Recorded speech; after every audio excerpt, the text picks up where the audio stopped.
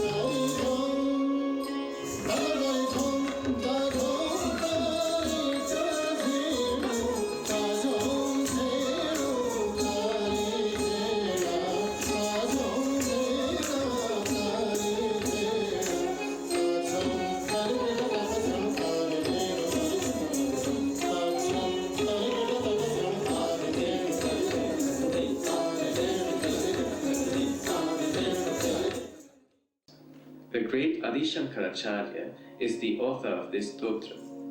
It is believed whoever recites this Panchakshara mantra attains the abode of Shiva and enjoys his bliss. In the first verse, the great Shiva wears the garland of the king of snakes, O three-eyed one, whose body is smeared with sacred ashes, and who is the supreme God, who is eternal and ever pure, a naked yogi who has the four directions as his clothes. Embodied as the letter Na, the earth and creation, my salutations to that Shiva, who is represented by the syllable Na. In the second verse, Shiva is worshipped with waters from the river Mandakini and smeared with sandal paste. He is the Lord who rides Nandi, the bull, and who is the sovereign of the ghosts and goblins. The great Lord who is worshipped with Mandara and many of the heavenly flowers. Embodied as the letter Ma, he is water, sustenance. My salutations to that Shiva who is represented by the syllable Ma.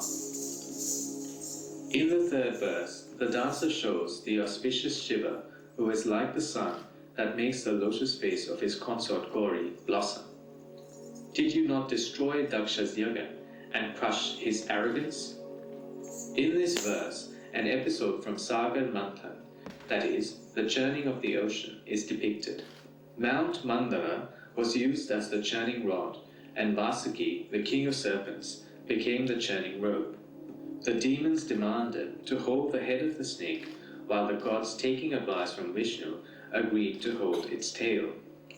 As demons and gods churned Mount Mandara, the lethal poison known as Hala Hala escaped from the mouth of the serpent king. It terrified the gods and demons because the poison was so powerful that it could destroy all of creation.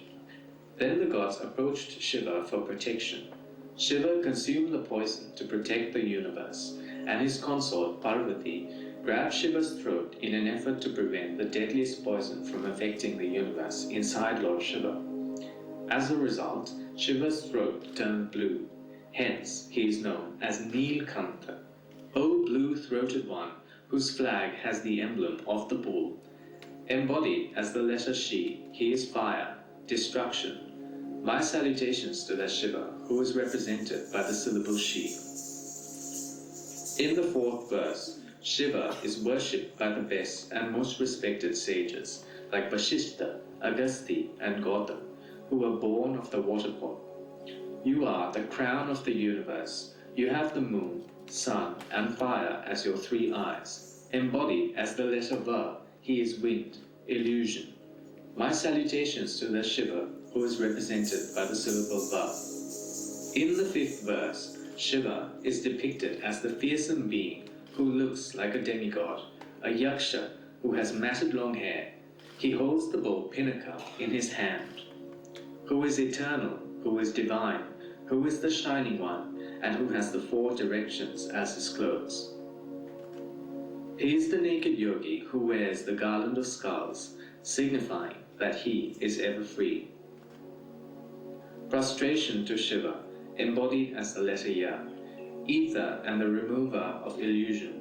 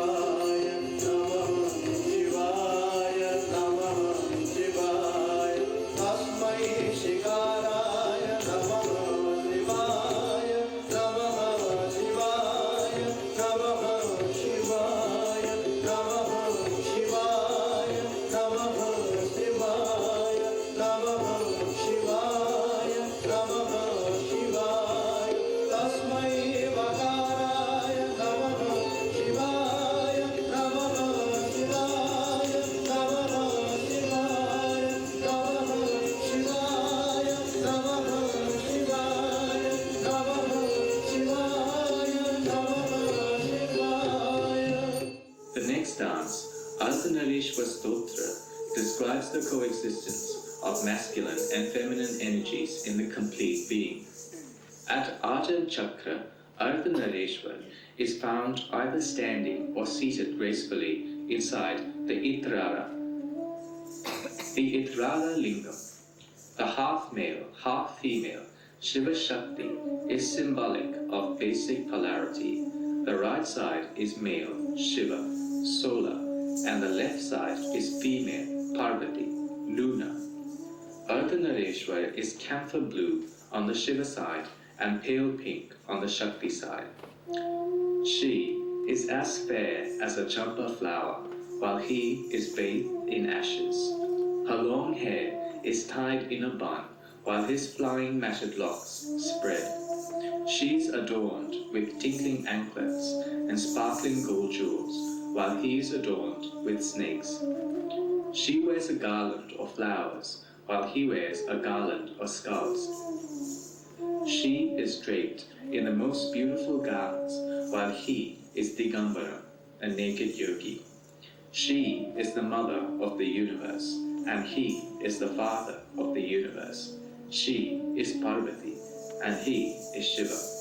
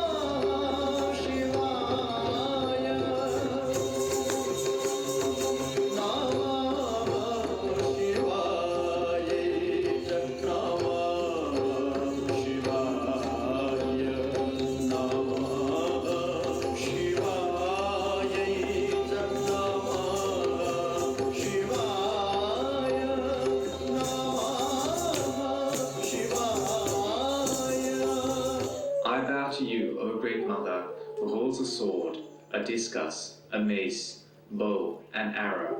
O you who has 3 eyes and who is ever beautiful. You wear anklets, bangles, ornaments, and a half-crescent moon in your hair.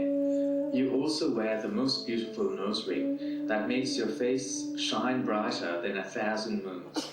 O you who is dark blue in color like the night sky and has the glowing, beautiful lotus face, I bow to you and surrender myself, O Great Mother.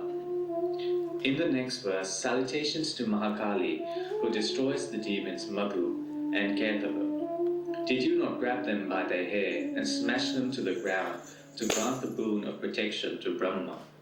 This represents your victory over the negative qualities of excess and sparseness. O Mother, grant me spiritual beauty, victory, and glory. Please destroy my inner enemies and all hostility. The author, Markandeya, sings her praises and bows to the goddess Chandika. In the next verse, salutations to you, the ever-victorious and ever-auspicious Mahakali, who severs demons' heads and wears a garland of skulls of impure thoughts. O Great Mother, you are the remover of darkness, who is beyond time and supports earth and the whole universe. O Great Durga, salutation to you who offers forgiveness. You are the consort of Shiva, as well as Narayani, the power of Vishnu. You are the embodiment of forbearance and supporter of all beings. You are Swaha, the cosmic being to whom the individual beings are surrendered. You are also Swadha, the cosmic being to whom the sacrificial offerings are made. You, O Devi Kalaratri, a form of Durga, the darkest night at the end of time. Following this, the great goddess Devi is paid homage with a well-known verse from the Devi Mahatvaya, Sarva Mangala. Here, the dancer expresses the truth of life through the rising of Kundalini Shakti, causing energy to flow down. But when divinities are invoked by mantras, they are absorbed in the Kundalini as the uncoiled energy that rises and moves upward, and the petals go upward like a blossoming lotus. This upward movement of the petals blocks the downward flow of energy and acts like a lock. The chakras stop working when Kundalini rises and the breath is completely suspended. The Kundalini then starts piercing all the 6 chakras, reaching its abode in the Sahasrara chakra. When breathing begins again, the chakras are reactivated and the game of prana, the mind, ego, and intellect resumes. Finally, the dancers aim to achieve moksha. Mahakali's stuti is in Ragamalika and Tal Ektali.